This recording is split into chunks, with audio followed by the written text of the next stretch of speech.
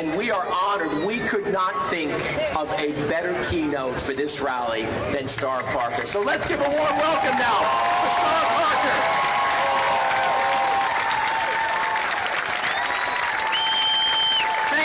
Wonderful to be with you this wonderful and beautiful day. I think some of us, the last time we were here on Capitol Hill, it was sleeting because it was the March for Life. So we just have to actually thank the Lord that he gave us sunshine and shade.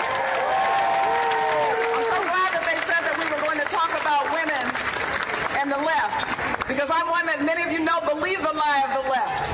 And so if you talk about what their ideas and intentions are, I can tell you firsthand, believe in their lie. Living years in a life of despair and recklessness. After the fourth time I went into their so-called safe, legal, rare clinic, it's when I had a gut instinct way down deep inside that there must be something wrong with killing your offspring. And in still listening to their lives, I ended up still in sexual recklessness and ended up having a child and on the welfare state. 7 years in and out of their lie, 3.5 years consistently, until finally God found me in that little dark hole that I carved for myself and said, get up and speak up. And that's what I'm doing here today.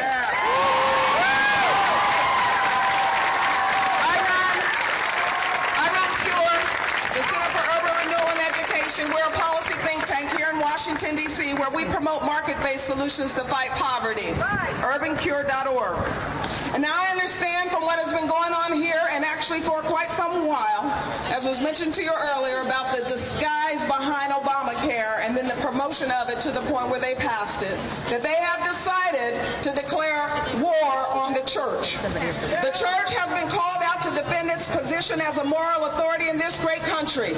And I think that this is a good discussion for us to have right now amidst all of the stabilizing institutions collapsing.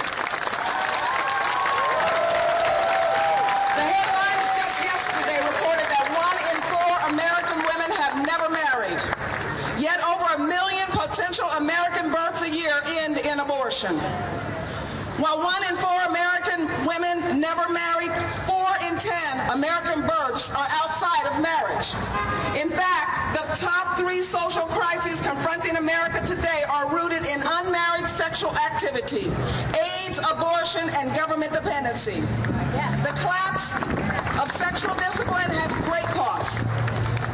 And the bright side of this government overreach of HHS under the direction of the Obama administration to declare war on religious liberty and expression gives us reason to have a conversation that we should have had way back in the 60s.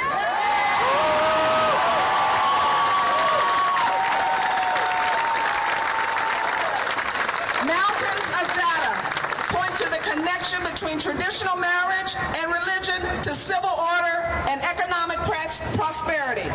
Yet we are here today because our times necessitate that we defend both sexual integrity and religion from the onslaught of the same big government social engineers that gave us the sexual revolution and the war on poverty. No more, and should my auto insurance cover your tune-up, should my health insurance cover your sex life.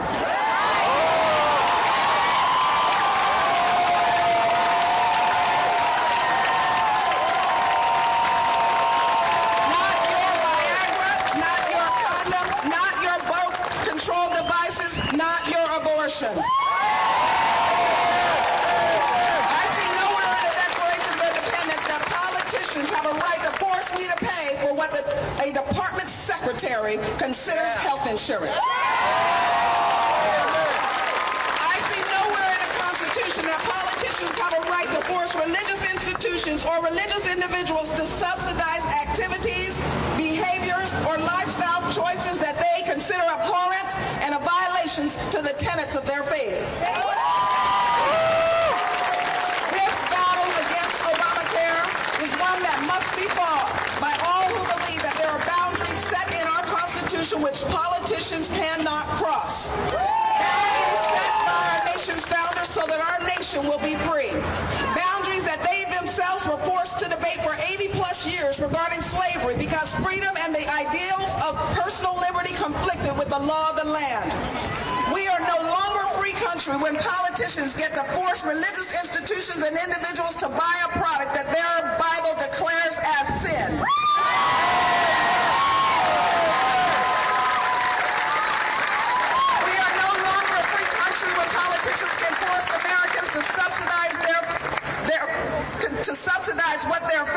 seems vile and destructive.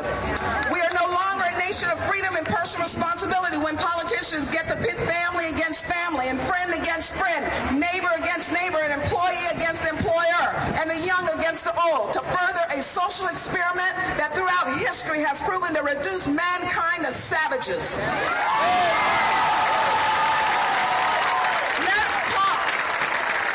Let's talk about the cost of Catholics leaving the business of serving our nation's most vulnerable. One of the only three options given them by the Barack Obama administration as a result of Obamacare. The options are bow your knee to Nebuchadnezzar, pay a fine to Caesar, or leave the business. And what is the particular business weighing in the balance? What is the specific business of the church that the secular left has declared war on? Care for our nation's elderly, our nation's weak, our nation's sick, and our nation's orphans. This is the work of Catholic charities and Catholic hospitals. This is the work of our Christian pregnancy centers and our Christian homeless shelters. Let's talk about the orphan and the elderly, the weak and the sickly, the homeless and the wretched. Somebody loves them. Somebody bathes them. Somebody nourishes and prays with them. And somebody even gives them peaceful last rites and holds their hand while they die.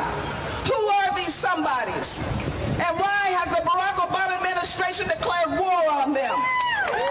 Our Lady of Liberty pronounced to give me your tired, your poor, your huddled masses yearning to breathe free. And huddled we have 500,000 orphans in our foster care system. And poor we have 700,000 homeless in our gutters and our alleys. And tired we have 1 million unvisited seniors in our nursing homes. Yet only a few faithful rise to the occasion to handle the details of this amazing work of caring for those most indigent and needy on our behalf. A few decent people in quiet religious communities for doing the invisible and nonprofit work for us, compelled by their God. Why is this administration declaring war on those who would serve the least of these?